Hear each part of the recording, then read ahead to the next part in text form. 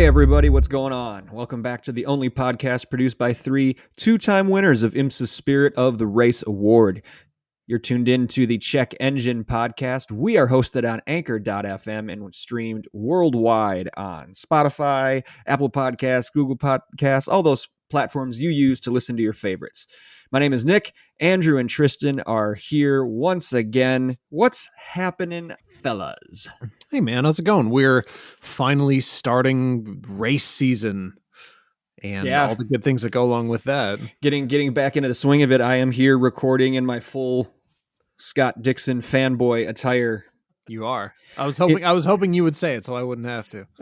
IndyCar opener earlier today, streets of St. Petersburg. So for Dixon, it was kind of pedestrian. Started 7th, finished 8th. Led a few laps just on some pit stop cycle things, but was never really truly in contention of the thing. First time winner, though. Spoiler alert for those of you who haven't seen it yet. Scott McLaughlin. First time winner from pole. Roger Penske's driver, the guy that they brought up from Australia from Supercars. Did you? I'm pretty sure you talked about him maybe end of last season, podcast season, something like that. I feel like you've talked about him before. Maybe. Yeah, I don't know. It's we can talk about him again. He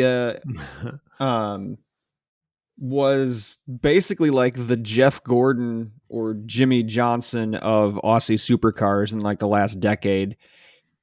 56 career wins down there, 3 championships. He actually won more races than he lost. Hey, there you go. Like a better than 50% hit rate in the Aussie Supercar Series. And the last few years, he raced for a team that Roger Penske co-owned. So through that connection, they gave him an IndyCar test, and they brought him up to the States last year to run full-time in the IndyCar Series. He kind of had struggled. He finished like 15th or 16th in points. And then seemingly out of nowhere, qualifies on pole with a new track record on the streets of St. Pete, leads the most laps, and wins his first career race today. So something clicked over the off season, and all of a sudden, Scott McLaughlin's a player. Look out! There you go. Just had to reset the brain from, sports car to open wheel. I guess I don't know, but it was pretty impressive. It was actually a rather mundane race for a while. There was only one yellow, which is weird for a street course. Despite there being like tied for the largest starting grid at that track ever, 26 cars, they kept it relatively clean throughout the entire race, but it did come down about a half a second margin of victory. Alex Palou, the defending champ, was chasing him down at the end, but McLaughlin was able to hold him off and get the win. So congrats to him.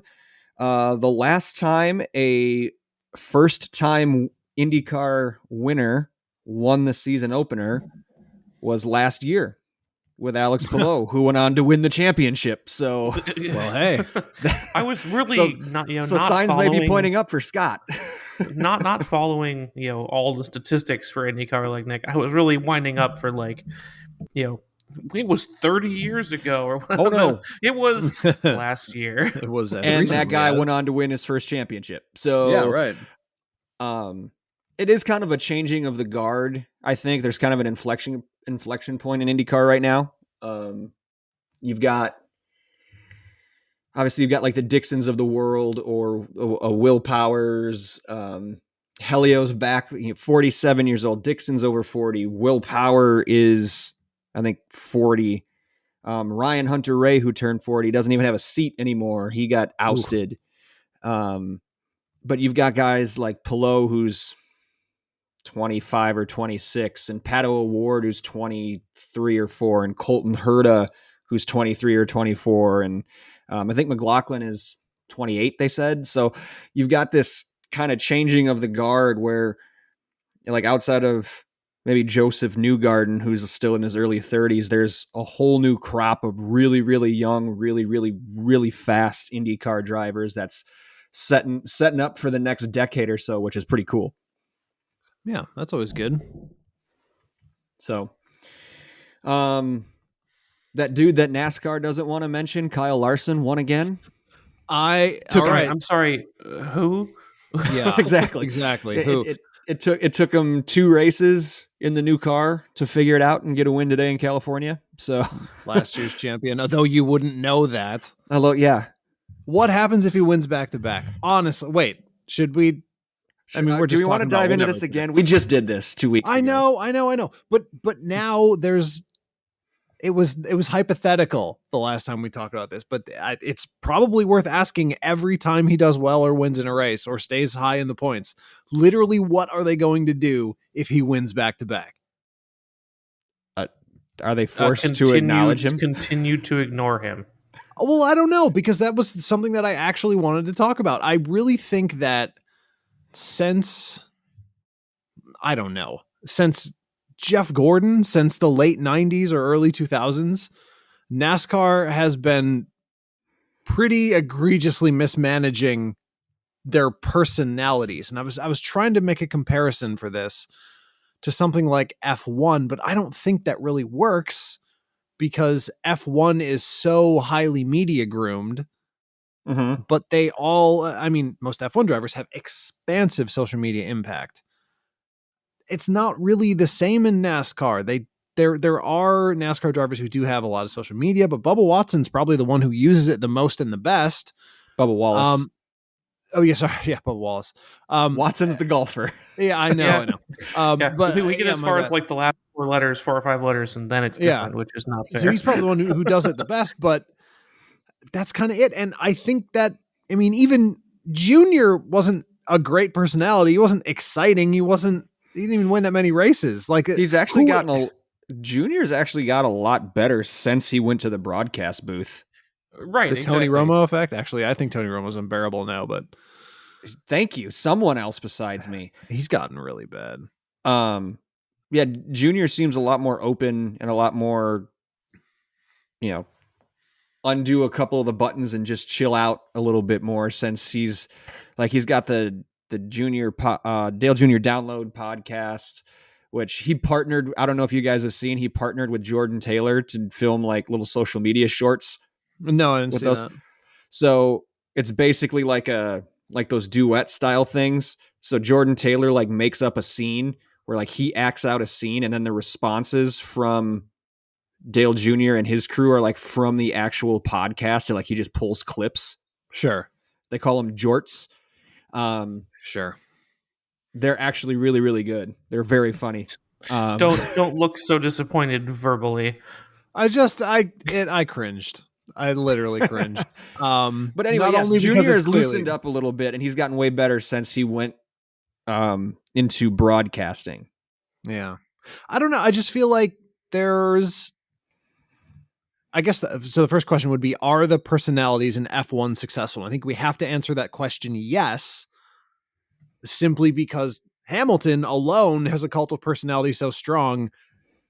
They may never let the end of last season go ever. Like throughout not just in the rest of his racing career, in the rest of his life. At his funeral, there's going to be people holding signs. Lewis got robbed. That's what I'm saying. Like so clearly F1 has personalities, and I don't think that NASCAR does in the same way. I just think I don't think they're doing it right, and I don't know why or how or what the fix would be. I just don't think. I mean, the only thing they do seem to push is Kyle Busch as the villain, and they play into that a lot, which I don't understand because there's too many Bushes. But like, there's too many Bushes. There's 2. You think Andrew gets confused with Bubba Wallace and Bubba Watson? Yeah, that's what I'm saying. Kurt, Kyle, Kenny, K. Busch, Corinth. There's so many K. Bushes that on the broadcast they have to like do it like KU and KY. Knievel Busch. He's the nice one. Excuse me. He gets hurt a lot though. That's right. I don't know, man. I just maybe it's because I don't know enough about NASCAR, but I know even less about F1, and I can tell you all of these guys have a massive and very, very intricate social media personalities, whereas the most spectated sport in America, they won't even acknowledge last season's champ. I mean, something's going on. Yeah. But do you do you think he minds? Do you think Kyle Larson minds, or is he just going to get in the car and keep winning and just go about his business? He better That's mind. what. I'll say So it that way. He I better. wouldn't, but maybe I'm not a race car driver, so But apart from, I guess you can make an argument for the fact that the argument I would make is that obviously a league should be promoting a young star who just won their championship and then came into the next year in a brand new car, and race 2 is doing really well. Not, no mean feat, especially when cars in NASCAR right now seem to just kind of be disintegrating all over the Yeah. place. It is So kind of a crapshoot all of a sudden. Yeah, His didn't. Right, exactly. His didn't. And is that the reason? Like, is it literally survivorship at this point? We don't know. But they should be doing something. But what they're doing now is nothing. And whether he's grateful for that because he doesn't want the pressure or the continued reliving of the gamer moment, whatever it is, I think it's a disservice to the sport and to specifically him if you're going to do the one thing that essentially guarantees you entry into the NASCAR Hall of Fame, which is win one season. They better help you celebrate that. And they didn't even do that much. Yeah. Well, how long do you think NASCAR is going to hold this grudge? Does Kyle Larson get into the Hall of Fame? I mean, clearly at some point, I'm going to have to make a visit to the NASCAR Hall of Fame to try to figure out what the heck it is. And to confirm your eligibility. Oh, you walked in here once. Exactly. You're on the ballot. I once went to a NASCAR race. Bear that in mind for my candidacy. That's right. I don't know. Maybe I'm overthinking it. Maybe it's just that they are absolutely petrified to ever give Larson the smallest bit of coverage again because of what he might do. I personally don't think he's like an unhinged sociopath waiting to say the gamer word. he's just waiting for his big chance for them to put him on national television on the big stage at his Hall of Fame induction, and then say it. The long game. Yep, say it. Exactly. It is Hall of Fame acceptance speech. He drops another one. I don't. It's just, but that's kind of like where they're making a parody of it, and I just feel like that's the wrong thing. Of all the things you could do, that's definitely the wrong one. Yeah. I don't know. It doesn't seem to, at least from an outsider's perspective, seem to be bothering on that much because he won the pole at Daytona last weekend. He goes out and wins today. So he seems to be picking up exactly where he left off despite an entirely new race car. So yeah, absolutely. Good for him. You know what? Good on him. Hey, speaking of, so to your point right off the top, Andrew, yes, race season is now like officially in pretty much full swing here. You get more than one in a weekend.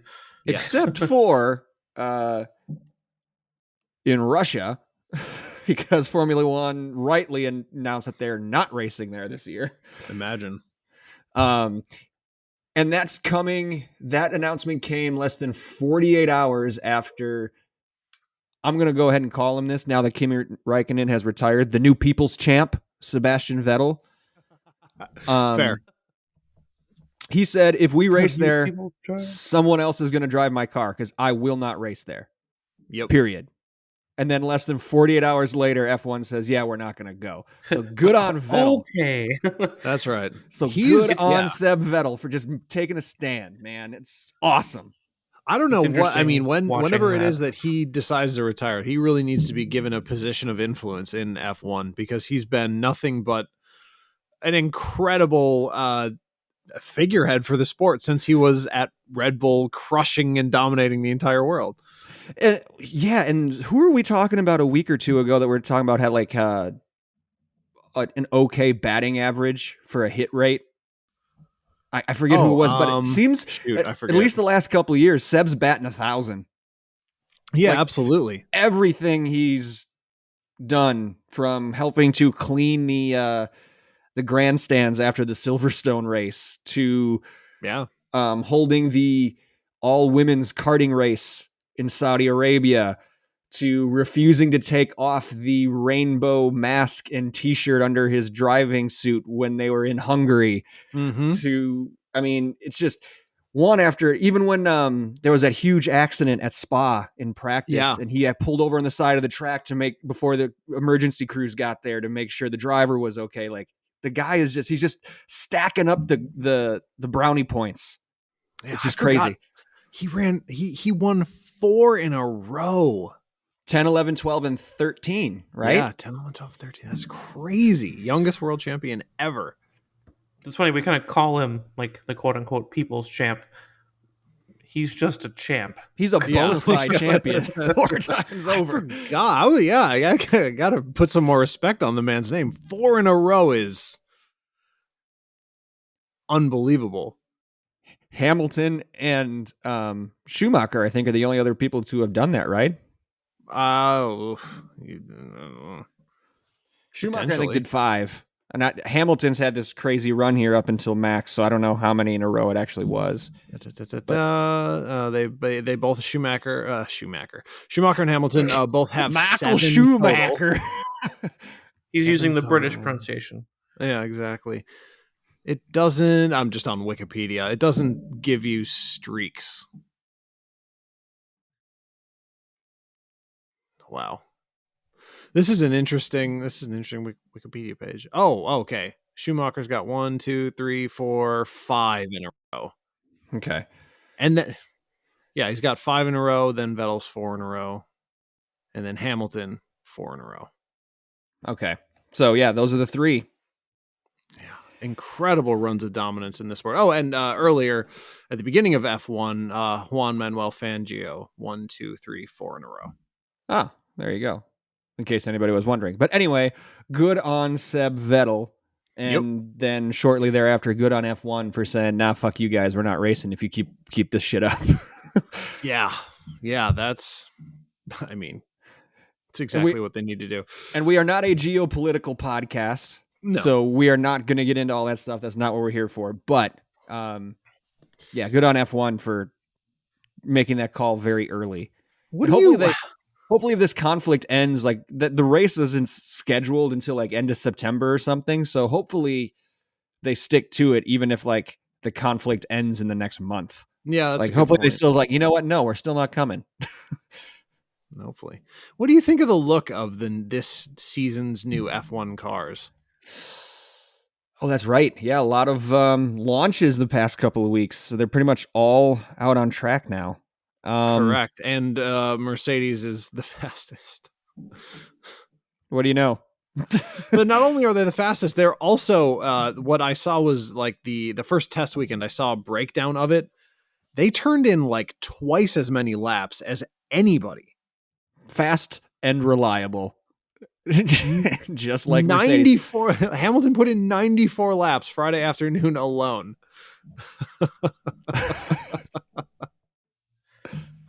That's a lot of laps. What are you going to do? I think Haas put in one time, they put in 9 before they had like a turbocharger issue or something like that sidelined them for the rest of the day.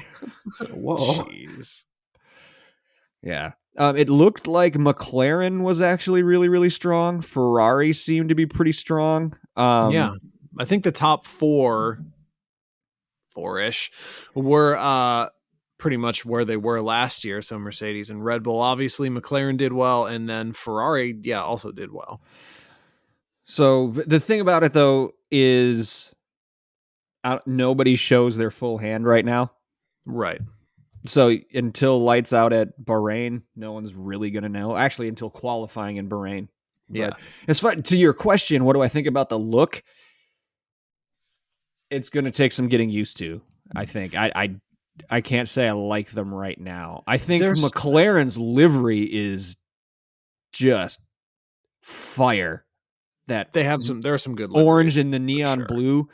Oh my God, does that look really good? And the Mercedes Petronas one, the wave down the side of it is awesome. I like that.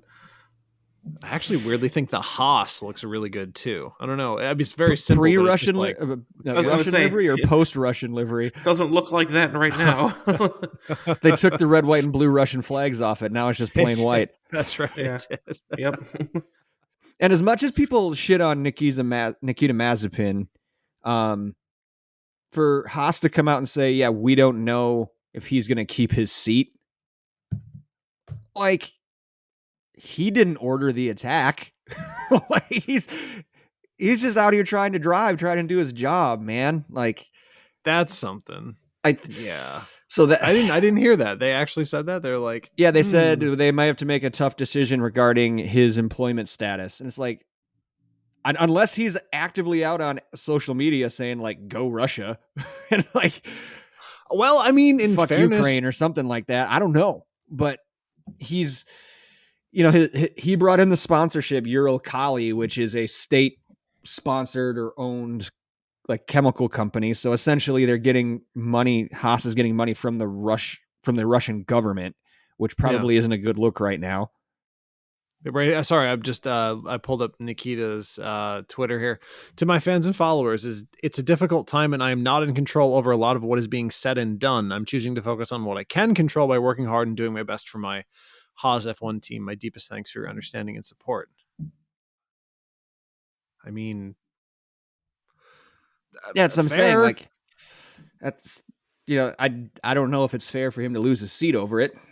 And a lot of stuff gets caught up in collateral damage for that too. Like just if his seat is dependent on the money, which is coming from the Russian state, and Haas doesn't want to accept that, then there you go. Holy and even crap. if it's the stats on this tweet, over 2,000 replies on the one you just read. Yeah. Oof. Sorry, I was amazed. And then 3,000 retweets and another 1,000 quote tweets. And that's Nikita Mazepin. That's what I'm saying. Like we were just talking about the F1 media reach on social media. Yeah, when it comes down to it, these guys are huge in the countries that they represent often. And I think that's that's part of the pressure that's being put on. Like, hey, if you guys don't get your act straight and stop this nonsense, your guy's going to lose his seat. And it's like people boycotting products or putting sanctions in places where it doesn't necessarily make direct impact on war. But if you can get your rich people, your celebrities, and the common people, quote unquote common people who like those rich people and celebrities to get upset that bad things are happening to their heroes, it's all just more pressure to make it stop. So it's like I said, people get caught up in the collateral damage, but I can see why that would have to be something to evaluate on Haas's part. So. Also, I read the replies, and well, I mean, who knows how realistic this is. Everyone was like, Nikita Mazepin's father is great friends with Putin. That's maybe he believe is true. According to Google, he is a Belarusian Russian oligarch businessman. He's the majority shareholder and chair of Uralchem Integrated Chemicals. Yep, which I think is a state-sponsored company, which is where the relationship with Putin comes in. Oh, right here. How Dmitry Mazepin's is linked to Putin as son's F1 future in doubt. Da, da, da, da, da, da, blah, blah, blah. This is about racing. They've held one-on-one meetings in the past month. He's been awarded medals. Oh, they specialize in fertilizer. Okay. Here's an image of him with the man himself, with Vlad. The sponsorship arrangement was reportedly a driving force, as you said, Nick, behind why Nikita Mazepin was able to secure a seat in F1. So like Tristan said, collateral damage, right? It's unfair to Nikita, really, because, like I said, he's just trying to drive a race car, do the best he can. But yeah, what if? Well, I mean, it's also the other way too. He's Russian. He literally cannot say even if he thinks it's wrong, which again, we have no idea. If he says it's wrong, if he speaks out against the Russian government, they don't have freedom of speech there. Nope, not even a little bit. He just like could say that and then never be able to go home again.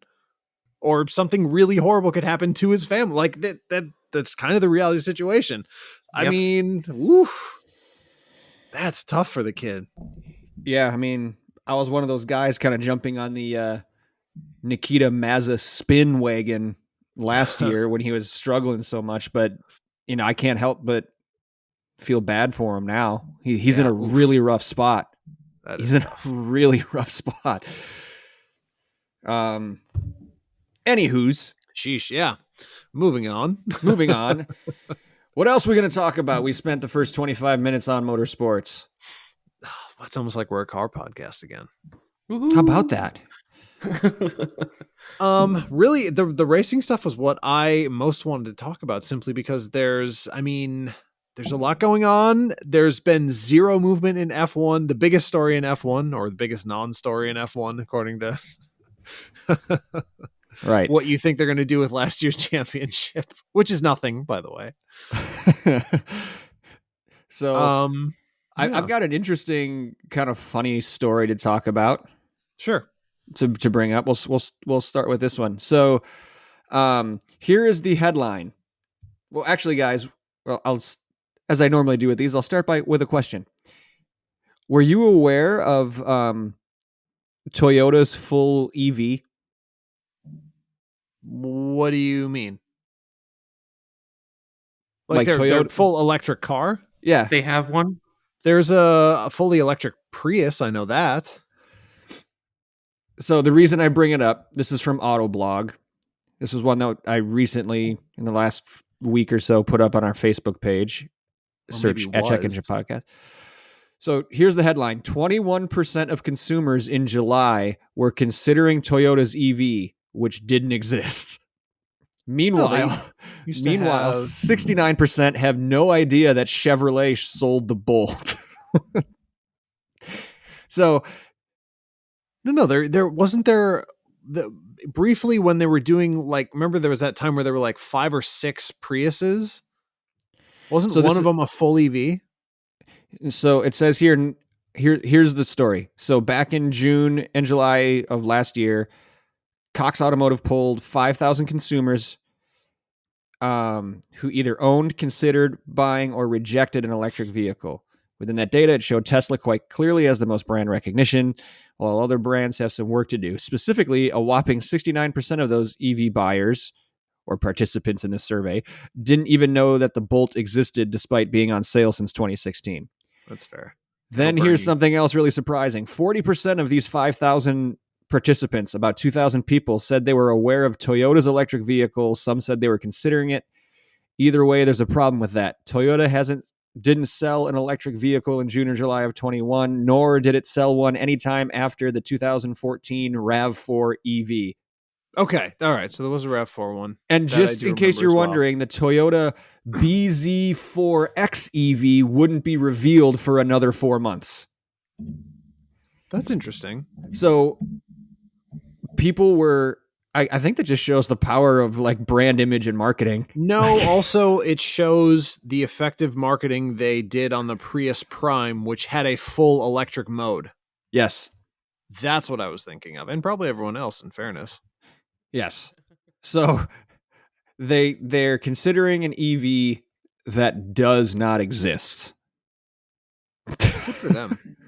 That's the kind of EVs we should all be considering. That's right. To be honest. But yeah, I mean, I like what you said there too, Andrew, like the marketing campaign from their old one. And then just the exact opposite with GM.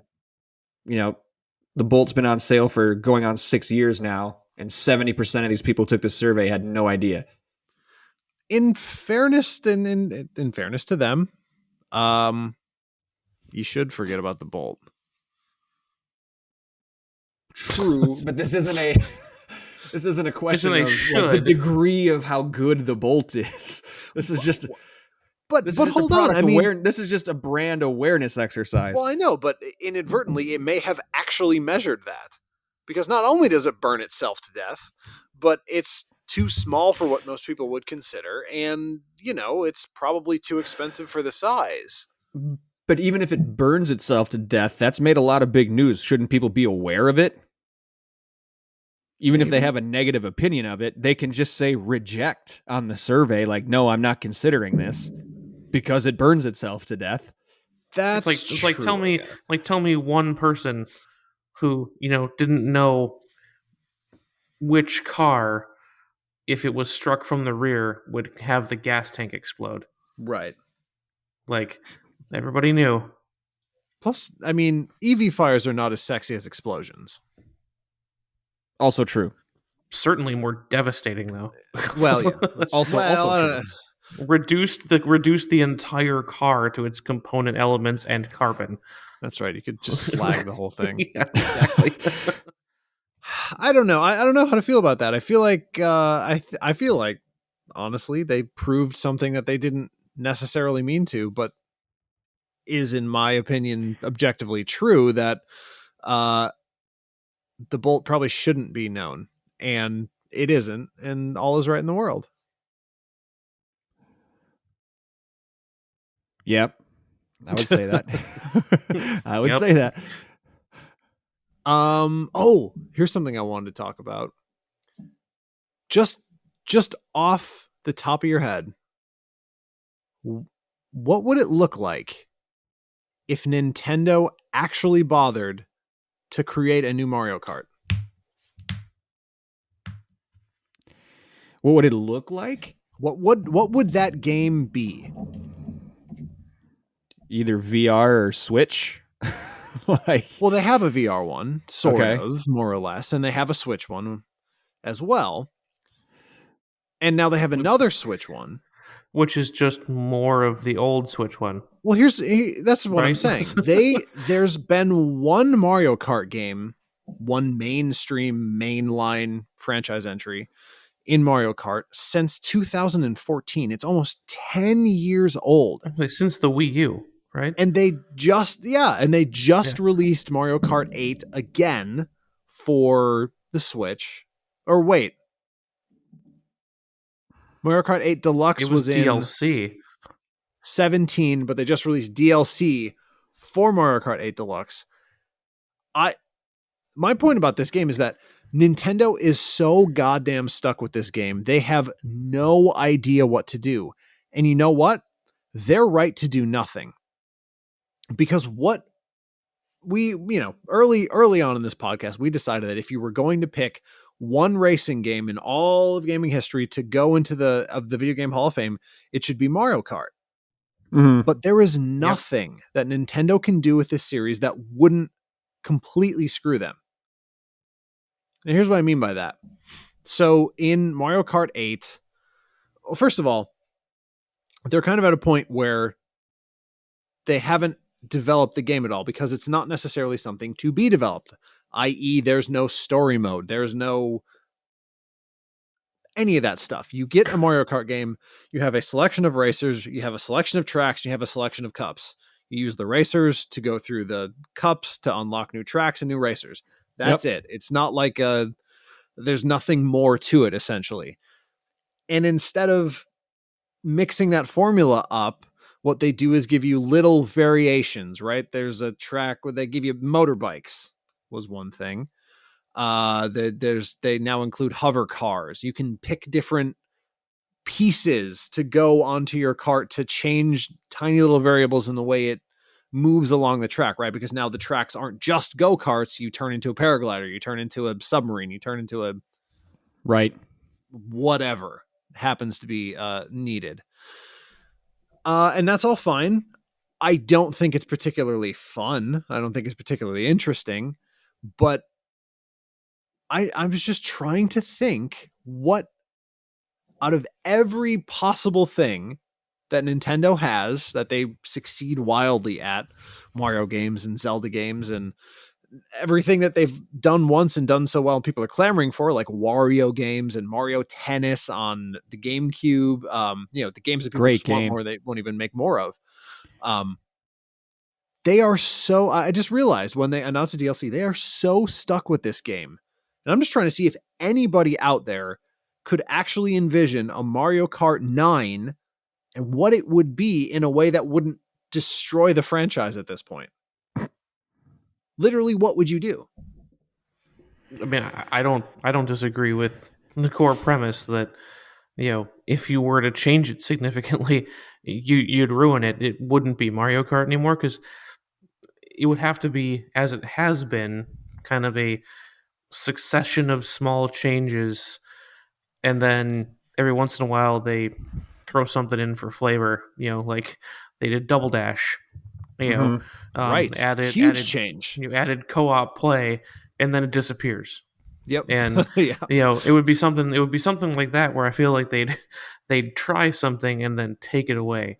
Knowing Nintendo, they're a little bit behind on trends, so not that I would do it, but I suspect Nintendo would add a battle royale mode. Battle Royale racing? Yes, but it would be like Battle from Mario Kart 64. Oh, right. They did take that out, didn't they? But that don't you might think actually be pretty kind of fun Put that back in general. with 64 players or something absurd like that. Yeah, On a just Royal 64. Rumble. map. Dude, Yeah, that might be 64. kind of sweet.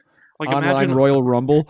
imagine like the original Block Fort map, but done like Yeah. 4x4 with 4 whole Block Fort maps and like 50 people. Yeah, that would be kind of tight. It would be very fast paced. It'd be You'd die insane. quickly. Oh yeah, It's would like be Fortnite on wheels.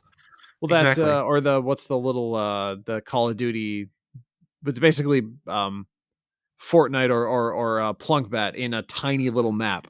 Plunkbat. That's a better name than PUBG.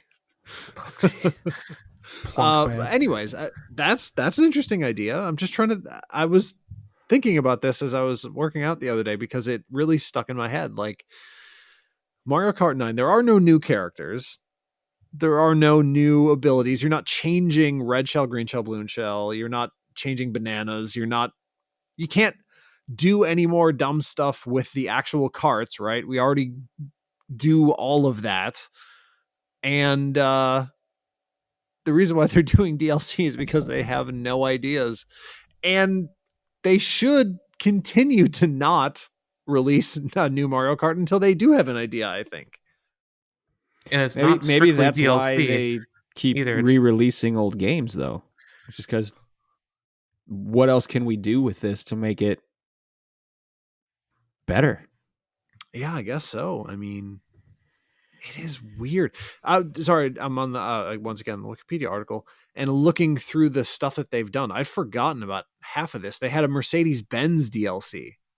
Yes, I remember that. Which is completely weird. And the one for obviously the ones that make more sense: Legend of Zelda, Animal Crossing, F-Zero, and Excite Bike maps makes a lot of sense. Tanuki Mario, Cat Peach, Dry Bowser, and then I mean that makes sense. A 1934 W25 Silver Arrow does not make sense. One of these things is not like the other. No joke. I think it's kind of it's the same problem that's been run into with a very few other games that are iconic and like World of Warcraft. Like you can add expansions, you can add new content, but you can't really change base gameplay all that much all at once, or you'll lose people who've put a bunch of time and effort into mastering the game the way it is.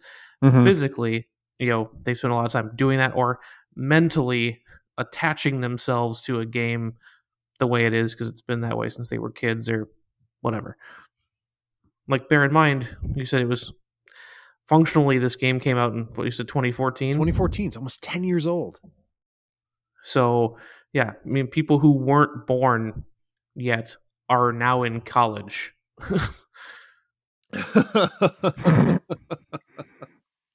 Bear I that mean, in mind. yeah, yeah. I don't know. I think it's fascinating to watch, especially, and it just stands. Mario Kart to me stands in such stark contrast to something like mainline Mario games, where at this point you just have to 100% trust whatever they do with the 3D Mario, because it's gonna sound really dumb, but it's always going to blow your mind. Yes. I mean, since Mario Odyssey came out, I've probably beaten that game 30 or more times, simply because I'll just sit down like on a weeknight and be like, "Oh, I want to play some Mario Odyssey." And then I've beaten it twice in a week, cuz it's kind of short, like it's kind of easy to do, but it's just so natural and easy to play, and so addictive to go back to. It's so rewarding to get a moon that you've gotten before. Just because it's just feels good.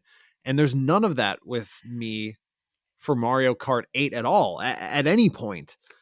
And where there was, with 64 or whatever, and then maybe it's an age thing, maybe it's just I just find I think like Mario Kart 8's like a meme game, like it's buffoonery, right? You're driving on ceilings in a hover car and you hit a banana and there's like a giant chocolate boulder and just like, all right, okay. It's a Chocolate boulder. Mario Kart game crafted via Mad Libs. Yeah, exactly. So we're gonna have them drive an adjective car on noun, and then Yep. an adjective noun is going to fall on them. Like, Yeah. just fill it out. I don't know. Something to very passively watch for, because they just did this. So based on their previous history with oh my gosh, booster course pass. Oh my Yes, it's not DLC you can get on its own god. either. You have to get it through Nintendo Online, Course pass. That's Switch brutal. Online. Of course you do. So they're going to have 96 tracks in this game. You're never getting Mario Kart 9. There's never going to be a Mario Kart 9. Yeah, so That shit is don't over. don't listen to them, folks. Don't watch to see what happens, because it's never going to Yeah, happen. no, do not remotely watch. Don't. Don't keep an eye on this at all. You're going to be dead. Oh jeez. Something to think about anyway. Yeah, think about it. Don't keep an active watch over it, though. Exactly. Nick, are you chomping at the bit to get to your Gran Turismo 7?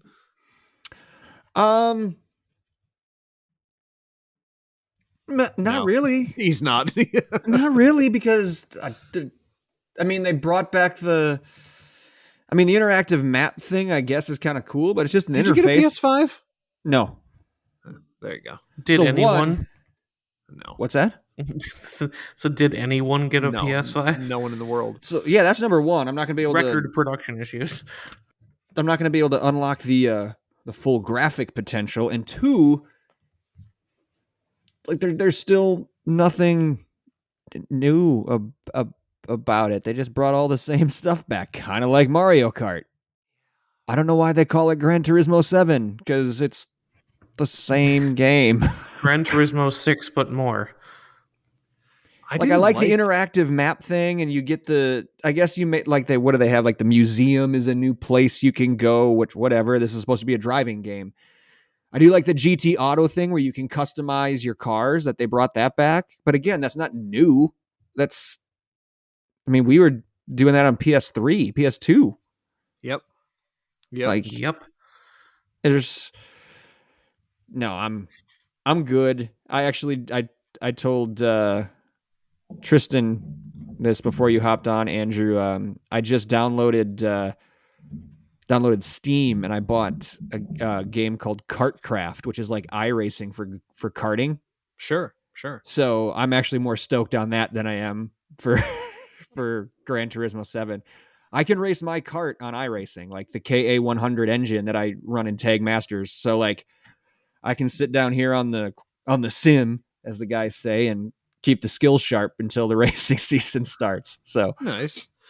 I was thinking we should all buy and play and then review a racing game.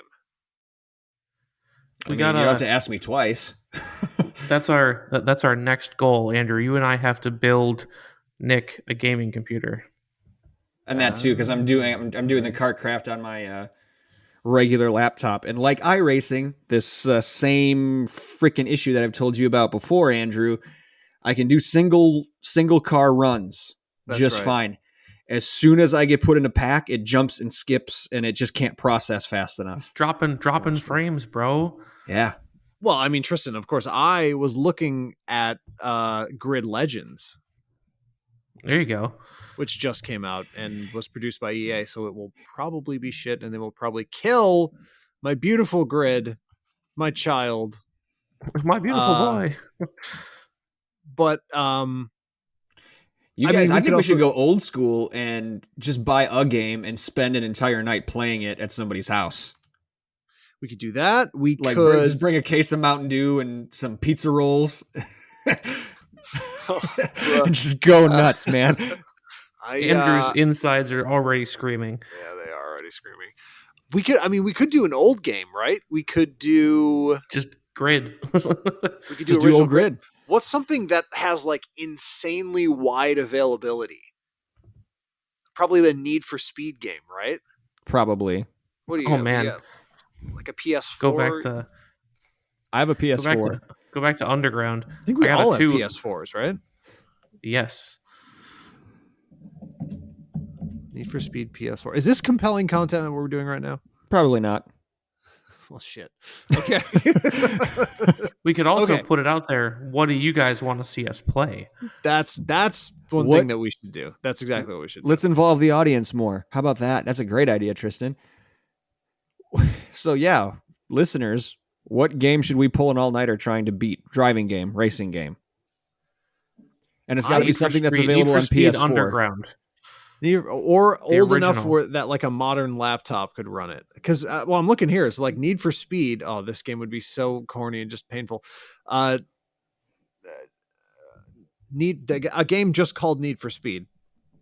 Take from that what you will. It's $5 on PS4 on the PlayStation Store. That's the kind of content I'm looking for. Quality. That might be okay. I do think this is something that we should do. Let's think about this for the future, the immediate future. I am game. So let's Sweet. pick a day and let's do this. Awesome. We can finally see the studio, Andrew. Yeah, absolutely. I think that'd be an absolute blast and a half. Yeah, it'd be fun. The lounge. Any of it, all of it. Tristan, I feel like we heard from you tonight. Not as a lead story. No, I've been here. What's going on, man? How you doing? I'm coming to you from offsite. So it's traveling down to the Tristan went down to Georgia. So just got done with a 16-hour drive. See anything cool and- on the road? Any sick cars? I saw an entire fleet of C5 Corvettes. Ooh. Okay. And they were all C5 Corvettes. Like usually, like you'll see like the Corvette guys are all out together, Mhm. but it's like C4, 5, 6, 7. Like they're all like all over the place. And this was strictly C5 Corvettes. Where do you think they were going? Have no idea. And it wasn't even anywhere near Bowling Green, so not the Corvette Museum. Although I did see the Corvette Museum. I Interesting. didn't stop, but I went, oh, look, the Corvette Museum. I saw an entire car carrier almost pitch its entire contents onto the freeway around Knoxville as it hits a 4.5 foot dip in the freeway. What? And it seemed like that. I'm sure it wasn't, but it was one of those like private haulage where they're driving like a 3500 pickup truck with a gooseneck with like 5 or 6 cars on the back, Yeah. and the whole thing almost went over. I like that would have been the worst thing I've seen on the road. And Andrew, you know things I've seen on the road, including entire U-Hauls on fire. It's true. Yes. You see But the weirdest things on the road, man. He does. I do. Were you Um, kind of rooting for it to happen though? I mean, a little bit, little because bit? it was Yeah. also like, clearly these cars were, for people who didn't want to drive the cars themselves. Sure. And it's like, well, if you had just driven your own car because you bought a nice car, just go drive it. This wouldn't have happened to you. Karmic, so like, karmic retribution? yeah, so I was kind of rooting for the karmic retribution, not what would have clearly harmed the poor man in the pickup truck. But I was kind of hoping for the cars to go all over the road, because it was like super pristine, but like 5 or 6 year old 7 Series, like that kind of thing, like Weird. like snowbirds or whatever, moving their cars around. It's like, just hop in and drive it somewhere. You bought a nice car, do it.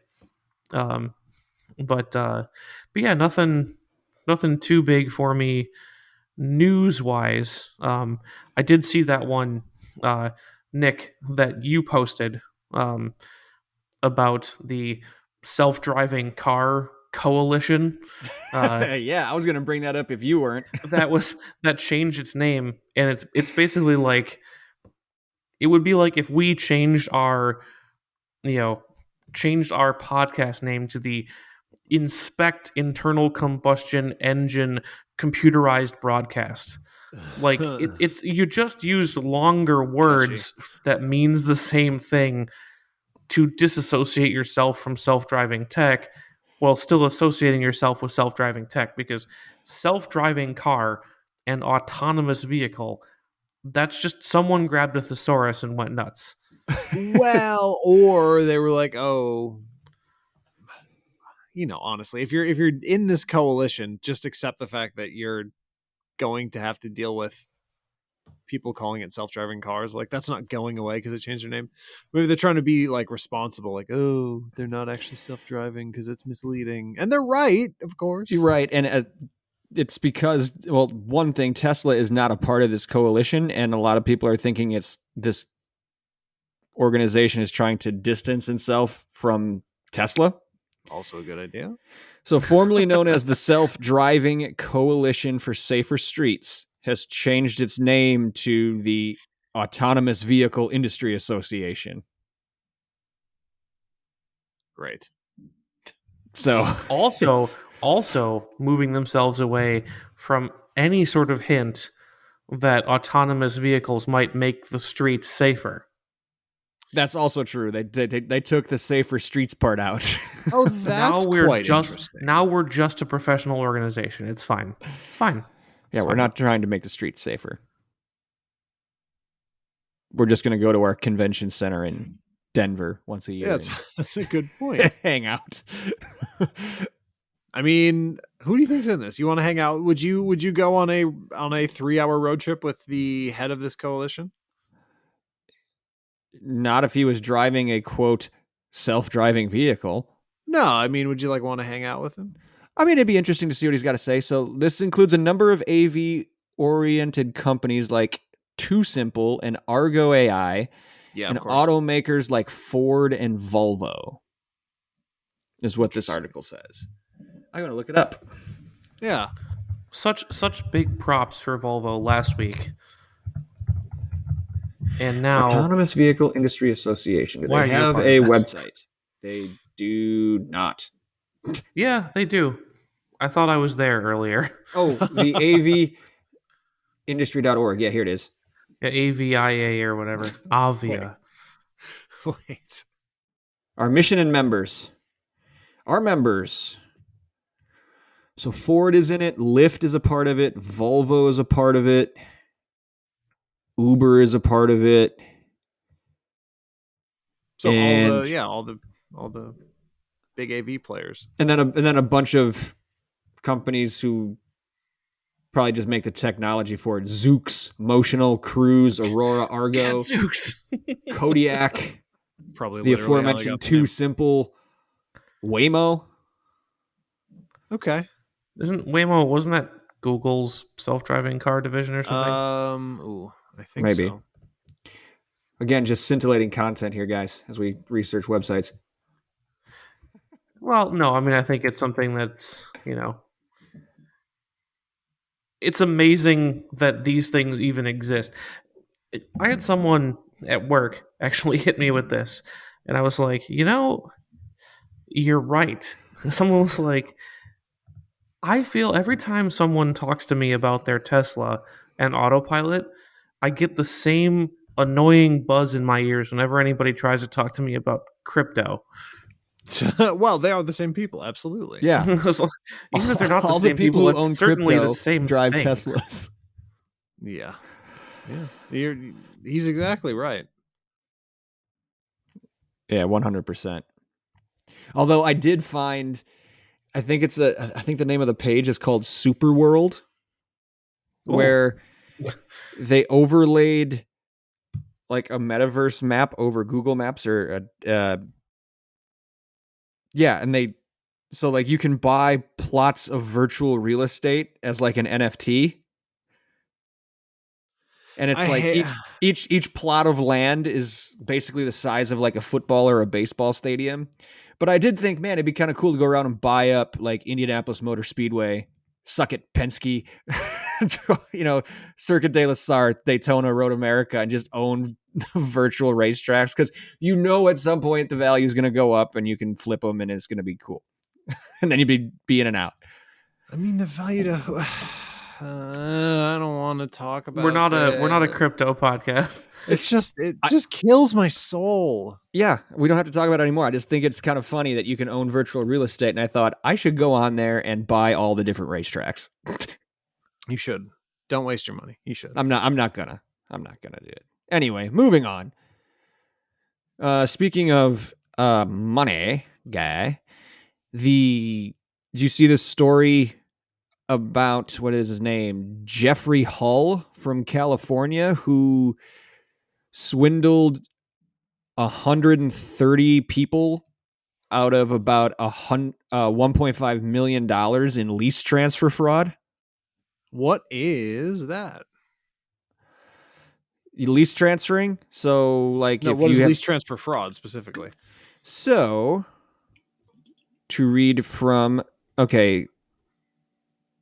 Hull preyed on people across the U.S. who are interested in reassigning their luxury or exotic car lease to a qualified party. Gotcha. It can be tricky finding someone who not only wants to take over your lease, but is able to do so. According to the lease, Hull advertised his business as being able to cover the payments by renting out the Lamborghinis, Ferraris, Maseratis, and Bentleys and other high-end cars while finding a qualified individual to take over. So he acted as like a broker, and he's like, I'll rent them out until I find someone to buy it for you. Sure. In reality, the man handed over little of the car rental money and made few lease payments. Vehicle owners would try to get their car back. They often had damage exceeded the mileage as spelled out by the lease. Oh. When they posted negative reviews of the service, Hull would just change the name of his company. Among the names used, all right, we're gonna go through the names and we're gonna see which ones are the best ones. Ready? Sure.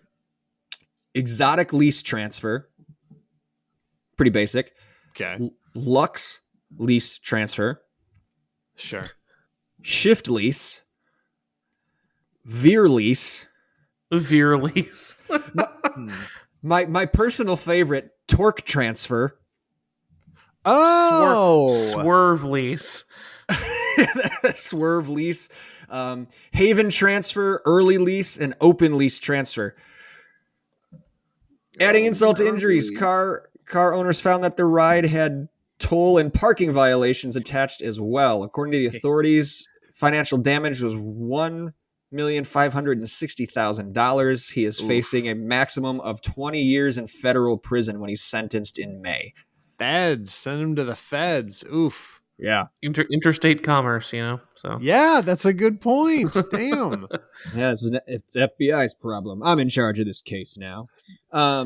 I mean, But sure, but Torque Transfer, out of all those names, I thought Torque Transfer was pretty good. that's quite good. I do like that. I like that a lot. So we'll give Mr. Hull some credit on that one. One of his dozen shell company names was actually quite good. We like that one. But yeah, good luck in prison. Maybe he'll be Look at prison.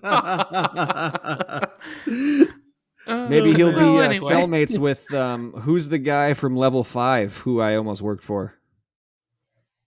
Who's like a payday loan swindler. What's his name? Oh man. Every I wrote a once in blog while, about it way back in the day. Remember when I we used totally to do blogs, guys? Yes. I totally forget that guy's every once in a name. while, the Scott Tucker, right? Scott Tucker. Scott Tucker. There it is. Every once in a while, that story pops into my head. I just like say, "Wow," and then chuckle, and then think about something else. But that Nick, that Great Nick, story. that Nick almost worked for him. It's like, wow. Anyway, Amazing. Sometimes I think about these things and then I stop. yeah. Well, do you? Think It or stop? happened to you. Not much anymore. See, I mean, it all that's got. why it's a unique story.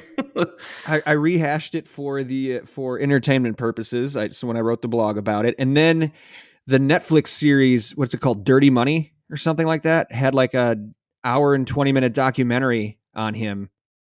So I watched that, and I'm like, yeah, I almost worked for that guy, and then I stopped thinking about it. See, as you do. I mean, I guess. The only other thing I can think about to mention, and I think we're all gonna have the exact same reaction here. Big IIHS study. It wasn't that big. But if you buy a used car online, it is significantly likely that you don't know the features of your car. Yep. Yes. Yeah. So how long did they say how long that study was conducted for, Andrew? No, but I can't imagine it was more than 24 hours. So, like, Well, the problem with that is it's probably like in the course of this 7-year study. It's like- No. Because So this is like- I didn't look that part up. so this is like you buy your car from like a dealer online, or like online used car retailers. So that would be Carvana, Carvana, Vroom, Car Soup, yes, CarMax. Yeah, any of those places. Well, I mean, CarMax has dealerships, so maybe they do also, but Yeah. you can also like say, hey, buy it online, ship it to me, and I'll pick it up at the local CarMax. But Right. I mean, that makes a lot of sense to me. it's what's interesting too is you don't know all the features that they don't list on the website. Well, or aren't familiar with the actual features of the car, whether or not they were listed on the website, because they most likely are in that giant, immensely literal long feature block list of at the bottom text. on the page. Yeah, Well, there But, was. I mean, yeah. Well, to that point, Andrew, I don't think it really matters that much because there is another study out there, which I can't remember who conducted it, but there was a survey that went out to consumers, and the average car owner uses less than 50% of the features that come in their car. So yes, and there's another one that I was reading about the overall cost of add-ons and features depreciates faster than the car itself. So by the time you sell your used car, you've lost your depreciation. But if you buy anything other than a base model, you end up losing even more because the base model and one with a bunch of features only sell for a very small amount of a different price when it comes down to it too. So like not like if you bought the base 3 series in an M3, or get something with an AMG badge on it, or the Veloster N versus the base Veloster, that's a different creature. But oh, I got the convenience package. No one cares after like 3 years. The base car and the convenience package sell for basically the same price. Right, but I would imagine you're buying those packages because you want the features they have in them. Right. Yes. And this the heart of this article was basically like, don't buy them as a hedge against depreciation, basically, because it's worse. Yes. And also these online car companies. I had been read an article and read one article and saw a couple headlines saying the same thing. Apparently, they've been having a lot of issues with Carvana and Vroom and stuff where like people just aren't getting their paperwork and license plates. Like Shock. the car gets dropped off with temp tags, and they're like, okay, and we'll mail you your title and your tags, and they just never appear. Imagine, I wonder if that only happens. This would be interesting. If that only happens to, I said end users, if that happens to buyers, or if it's also happening to the financial institutions that you buy or lease the car through, because I'll bet you it's not happening to them. Yeah, probably Yeah, not. I bet they know, but yeah, Well, I'm just saying, like that, I would handle the two very differently too if I were a company that sold cars online. I would care about what the banks thought. I wouldn't necessarily care about what the people thought. yeah. Does this only happen to people who like bought the car in cash, or or if someone's financing it and the bank holds the title, are they not getting the titles either?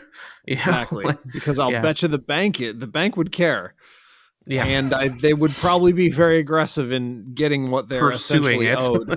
Yeah, Yeah, versus a person who is just going to call and complain until you eventually send them their title or tags 6 to 8 weeks late.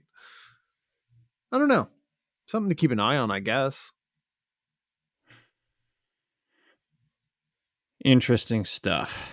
Interesting stuff. Well, we got anything else? I don't think so. I don't have anything urgent. I mean, my timeline has just been flooded with NASCAR stuff. Because apparently most of the people I follow are really into this new gen of NASCAR and the way the cars are falling apart, Except for Kyle Larson's. except for Kyle Larson. Yeah, we're good. Well, alrighty then. Well, let's get you all out of here then, folks. Before we do, real quick, you can find us on Facebook by looking up Check Engine Podcast. I think I mentioned that earlier in tonight's show. Andrew, where can they find us on Twitter in between all of the NASCAR falling apart tweets? At Check Engine Pod. If you can in fact see any of our tweets in the forest of NASCAR, Gotta take out the machete and cut through all the jungle of NASCAR tweets to find us. well, and F1 and all that stuff. It's an interesting year. I don't know that has it ever happened where two major motorsports have been completely redesigning their cars at the same time? The two biggest ones. I'll say not that I can remember. That's interesting. I That's a don't. thing. I don't know. I don't know. I politician would imagine answer. that something crazy happened like way back before our parents were born. But Probably. That was Twitter might have been around then. I don't remember. yeah, maybe. Yeah, no one tweeted about it though. That's for sure. Yeah, exactly. That's what counts. Tristan, where can they find us on Instagram? At Check Engine Pod.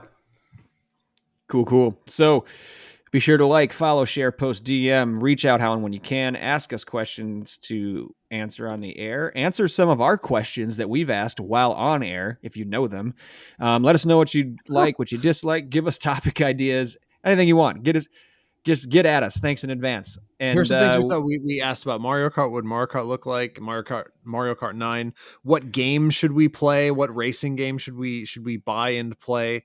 Yes, I think those are the As two a- big ones. Yeah. As a heads up, folks, too, we're starting to utilize some of the cool features of our platform. So if you're listening to us on Anchor.fm or the Anchor app, you will see a poll for this week about what game you'd like us to play. Hey. And there was one last week as well about what your favorite ad was that we talked about, and we're gonna try to get some more of those out there for you. So let us know what you think about stuff both now and in the future. And if you don't listen on the Anchor app, this is a good time. Yeah, good point. So thanks for sticking with us today. We appreciate you listening. We don't want you just to listen. As we just talked about for the last couple of minutes, we want to interact with you. Also, on whatever platform you're listening to us on, maybe anchor.fm, leave us a review, preferably a good one, and or hit that subscribe button. Doesn't cost you anything, and you'll get notified of any new content we put out. This podcast is free for you, folks, unless you want to support us monetarily by going to patreon.com/checkenginepodcast or hitting that support button on anchor.fm/checkenginepodcast. Every cent pledged is put towards making this a better experience for you, and none of it goes back to us. Any shout outs before we get out of here, gentlemen? Not specific ones. I will give some thanks though. Want to give some thanks. Yeah, let's give thanks. Yeah, I'm well, we are all, I think, in the long end of winter, early spring work doldrums where things just kind of go on, and there's just literally no end in sight for any of it.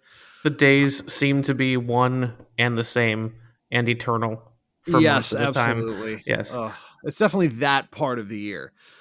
And last Friday we had like a little Friday lunch thing for a bunch of people at work. And it was just really nice. Like they did a breakfast for lunch kind of thing. The people who brought in the food. It was just really good. It put like everyone in a really good mood, even though the rest of the afternoon was meetings. It was just really good. So the coworkers watching out for the rest of us. That was good. Thanks, guys. Awesome. Tristan? I would like to shout out, although we didn't use them this trip, it didn't line up properly on this leg of the journey. I would like to thank Love's gas stations. Sure. Because nearly every single one, all the ones that we've been to, have a dog park. And that makes just like an area at the back or whatever. Yeah, it's usually out front, but it's got a big chain link fence and doggy poop bags and everything else where you can actually let your dog off their leash, let them run off some steam, and makes the trip much nicer for our four-legged friends. So it's something that I think we were joking about how many other gas stations can we shame into having dog parks on social media. But because it's truly a unique draw, something that we can go out of our way. Where's the next Love's? It's like, well, this trip it was always a little further than we could go on this bathroom leg, or before we'd run out of gas. So it wasn't to be this trip, but it kind of goes to the top of our list once we've got the dogs in the car with us. So shout out to Love's for their dog parks, and all the rest of you truck stop and gas station chains. What are you doing? Put in dog parks. There you go. Heard it here. I'm just going to shout out my support of the people of Ukraine right now.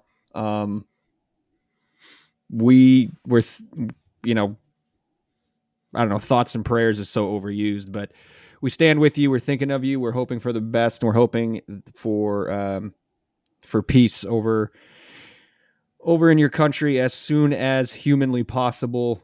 Hang in there, keep fighting the good fight, and we're thinking about you. So shout out to all those folks over there, and shout out to all of our listeners for their continued support. We love hearing from you. We love recording this for you, and we cannot wait to speak to you again. But until we do, take care.